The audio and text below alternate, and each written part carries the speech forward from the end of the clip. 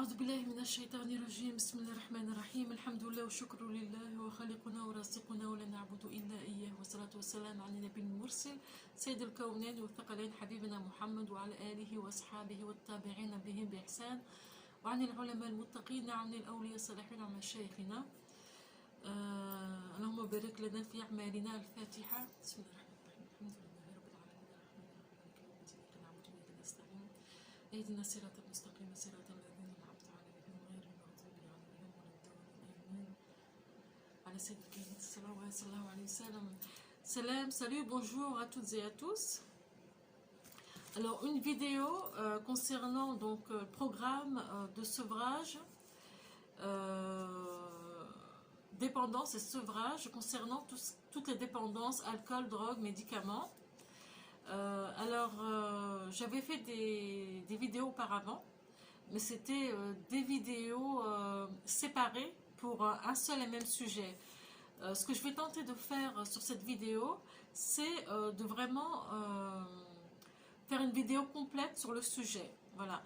Donc, à part toute cette petite vidéo, j'ai écrit par la seule grâce d'Allah subhanahu wa ta'ala et dans le but que ça puisse en fait venir en aide aux autres, par la grâce d'Allah subhanahu wa ta'ala, j'ai écrit un programme qui donc explique et donne une méthodologie pour tout ce qui concerne les dépendances et sevrage pour l'alcool, les drogues et tous les médicaments. Alors sur cette vidéo, Allah Ibarak, ce que je vais faire, c'est que je vais lire le programme que j'ai écrit. C'est un programme, au total, il y a 20 pages en A4.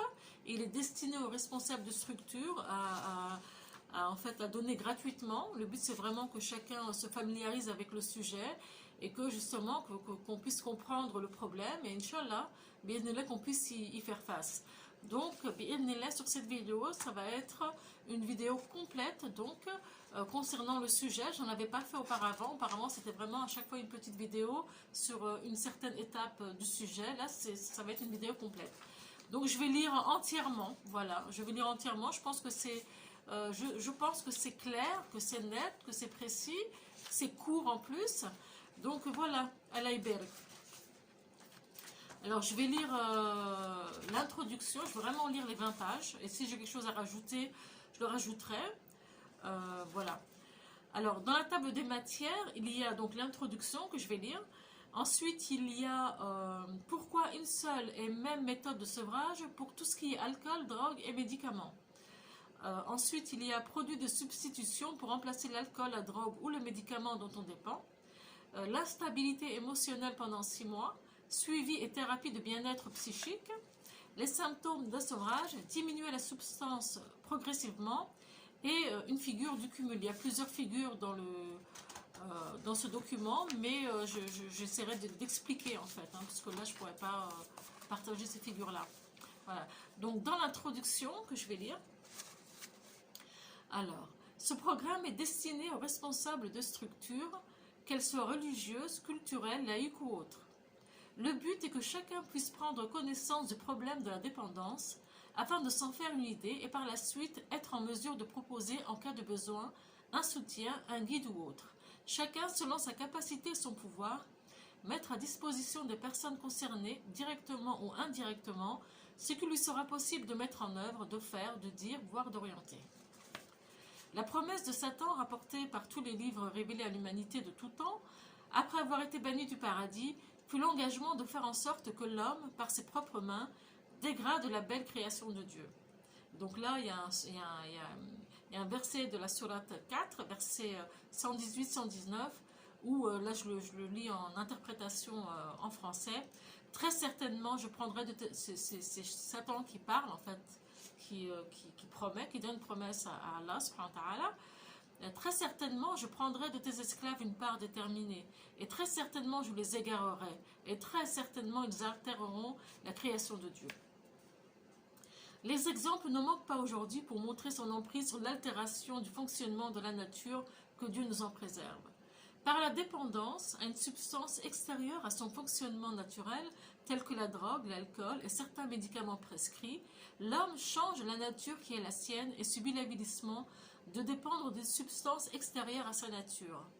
le rendant ainsi soumis à d'autres produits extérieurs à lui-même et qu'il devra se procurer pour survivre. J'insiste sur le mot survivre et non vivre, car vivre normalement, cela devrait être cheminer, se chercher, progresser, se poser des questions et chercher les réponses. La dépendance pousse l'homme à ne penser qu'à se procurer la substance dont il dépend, afin de survivre et d'éviter la souffrance du manque qu'il connaît très bien. Cette dépendance l'empêche de cheminer vers le but pour lequel Dieu nous a créés et l'empêche d'être bon. Là pour l'introduction. Alors on passe au premier chapitre qui est donc une question-réponse. Pourquoi une seule et même méthode de sevrage pour l'alcool, drogue, médicaments? Pourquoi une seule méthode de sevrage? Ça c'est une question que chacun doit se poser en lisant en tout cas les titres. Donc, malgré qu'il n'y ait aucun lien direct entre toutes ces substances, alcool, drogue et médicaments, mais lorsque le corps dépend d'une substance extérieure à son fonctionnement naturel, alors il a besoin pour s'en débarrasser d'une seule et même méthode pour se sevrer et se reconstruire. Ensuite, il pourra enfin fonctionner d'une façon indépendante et naturelle, comme Dieu nous a créés, après une période complète de 6 mois. Je vais détailler aussi par la suite. C'est très court, mais ça m'a l'air très précis et complet. Tout est par la seule grâce d'Allah. Deuxième chapitre, c'est produits de substitution pour remplacer l'alcool, drogue ou médicaments dont on dépend. Voilà. Alors, pour commencer le sevrage et afin de remplacer la prise d'alcool, de drogue ou de médicaments, ainsi que les effets d'ivresse, d'hallucination ou autres qui y sont liés, nous allons commencer par remplacer la substance dont on dépend par un produit de substitution afin de combler entièrement les effets du manque. Alors, comment faire pour se procurer un produit de substitution? A. Se rendre chez un addictologue, spécialiste des dépendances, que l'on peut trouver dans certains hôpitaux publics ou privés, lui expliquer que vous souhaitez vous sevrer et lui demander un produit de substitution. Beaucoup de recherches ont été effectuées dans ce sens afin de trouver ces produits aujourd'hui disponibles. Même si parfois il peut y avoir des effets secondaires gênants dans ces produits-là, c'est toujours mieux que d'avoir à consommer l'alcool, les drogues ou certains médicaments, en tout cas pour commencer à se sevrer et donc trouver une certaine stabilité. Voilà. La solution B, il y a plusieurs solutions, donc chacun peut choisir entre les solutions qui vont être proposées. Donc solution B, c'est consulter un médecin généraliste qui pourra soit vous prescrire les mêmes produits de substitution que donnent les addictologues, ou bien il pourra vous prescrire d'autres médicaments qui peuvent tout autant combler le manque afin de répondre au mieux à la période de sevrage. Voilà. Solution C, alors c'est la meilleure méthode, serait de connaître un naturopathe connaissant des plantes capables de combler le manque. Mais je n'en connais pas. Même s'il est certain que ces plantes existent, nous n'avons hélas pas cette connaissance aujourd'hui en tout cas. Voilà, qu'Allah nous donne plus de connaissances. Voilà. Donc solution D, c'est dans le cas où aucune autre solution de substitution n'est trouvée ou n'est possible, alors nous prendrons la substance elle-même, c'est-à-dire directement l'alcool qu'on a l'habitude de boire, ou la drogue ou les médicaments qu'on a l'habitude de prendre, que l'on a l'habitude de consommer, que nous diminuerons par la suite comme prévu avec la méthodologie proposée qui va suivre. Voilà, donc s'il n'y a pas de solution, on va prendre la substance directement. On essaie de l'éviter parce que voilà, ça évite que la personne ait les effets d'ivresse ou qu'elle ait à aller se procurer une drogue ou quoi que ce soit. Donc c'est ça en fait, pourquoi ça aide les produits de substitution et tout ça. Mais si on n'a pas d'autre solution, eh ben, on prendra les produits dont on dépend, qu'on diminuera progressivement. Alors, chapitre 3, l'instabilité émotionnelle pendant 6 mois ou l'impossibilité de réguler une émotion. Donc ça c'est une compréhension, c'est important de comprendre parce que la compréhension de la maladie c'est 50% de la guérison, c'est vrai. Quand on sait ce qu'on fait, ce qui se passe, c'est très très important pour faire face à une maladie. Alors, toutes ces substances ont en commun le fait qu'elles agissent sur le système nerveux. Pour tous les cas, la plus grande difficulté après la période de diminution située pendant les 3 à 4 premiers mois du sevrage sera l'instabilité émotionnelle et incontrôlée. Alors, pourquoi?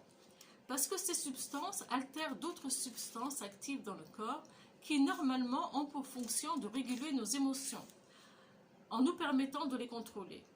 Certaines fonctions du corps prennent plus de temps que d'autres pour se reconstruire et se remettre à fonctionner naturellement et de manière indépendante. C'est le cas de ces régulateurs d'émotions. Donc, pendant le sevrage de 6 mois, notre corps se retrouve dans l'incapacité de réguler une émotion et de gérer psychologiquement toute activité intellectuelle ainsi que les responsabilités liées à la vie quotidienne, que ce soit au niveau personnel, familial, professionnel ou social. Ce sera comme une faiblesse psychologique. Donc, il faut se sevrer, prendre patiemment le temps de 6 mois entiers pour que notre système physique et psychologique se remette à fonctionner normalement et ainsi reprenne sa capacité naturelle à maîtriser ses émotions ou au moins à les réguler. Voilà. Alors, il y a une photo des régulateurs, enfin un schéma. Voilà, je ne sais pas si vous pourrez l'agrandir peut-être. Voilà ce que c'est régulateurs. Donc les régulateurs, les émotions positives, négatives, hyper, hypo, donc ils montrent qu'ils descendent. S'il n'y a pas de régulateur pour réguler tout ça, l'homme il est submergé d'émotions sans pouvoir les contrôler. Donc c'est dans cet état que se retrouve la personne pendant 6 mois, pendant un sevrage, ou quand elle essaie d'arrêter, ou quand elle est en pleine dépendance en fait. C'est ce qui en fait explique en fait la difficulté de se sevrer aussi si on ne comprend pas ça. Voilà, chapitre 4, c'est suivi et thérapie de bien-être psychique. Alors, nous insistons sur le besoin d'un suivi psychologique et social pour que le patient qui réussit le sevrage ne se retrouve pas obligé de retourner vers ce qui l'avait poussé ou séduit à la consommation. Beaucoup ont recours à ces substances à cause d'une gêne, d'un mal-être existant, d'une émotion refoulée, d'un choc émotionnel ou autre. Pour toutes ces raisons, il est important de mettre en place avant, pendant et après le sevrage un suivi de bien-être psychologique afin de détecter un éventuel problème ou blocage qui serait lié à la consommation.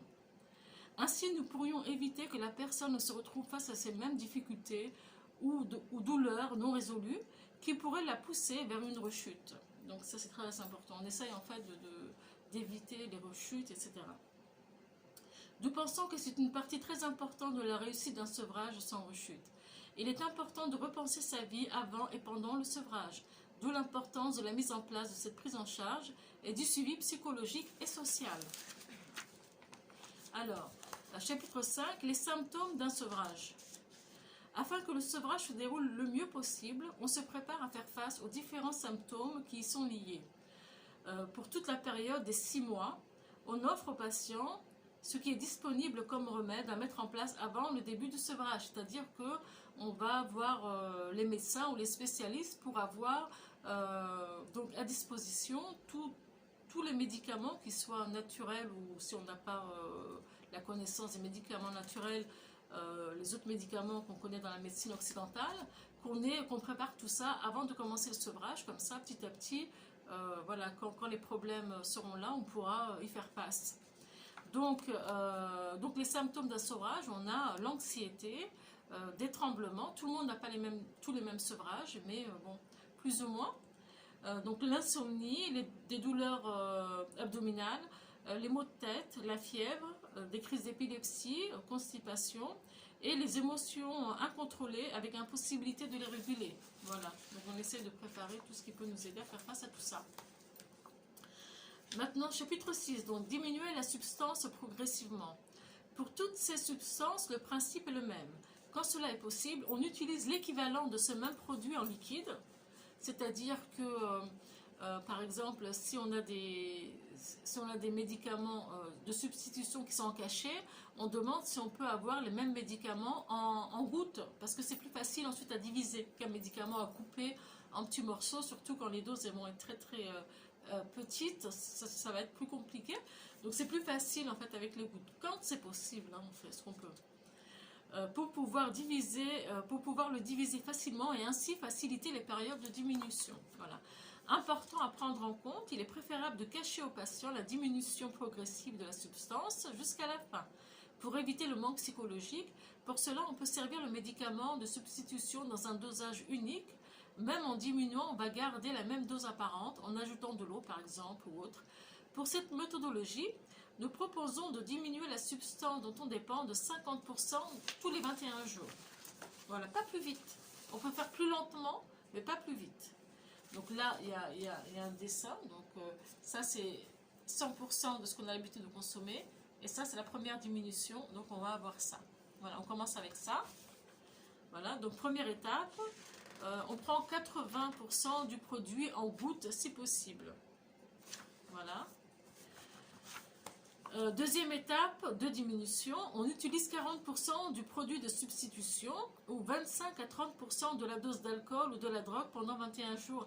C'est-à-dire que quand on a un produit de substitution, on va pouvoir commencer à diminuer en prenant 80% du produit de substitution pour commencer. Par contre, quand c'est directement l'alcool ou directement qu'on n'a pas de produit de substitution et qu'on va se sevrer avec les produits directement, c'est-à-dire l'alcool directement ou les drogues directement, on ne va pas, par exemple, si on a l'habitude de consommer 2 litres, on ne va pas consommer 2 litres, 80% des 2 litres, ce serait trop. Par contre, on peut directement aller à 50%, c'est-à-dire au lieu de consommer 2 litres, on va consommer 1 litre pour commencer. C'est faisable pour l'alcool et quand c'est les médicaments directement, on peut directement passer à 50% pour éviter justement que la personne se trouve en état d'ivresse ou en état d'hallucination et donc avec tous les problèmes qui sont liés et ça rendra le sevrage encore plus difficile. Voilà.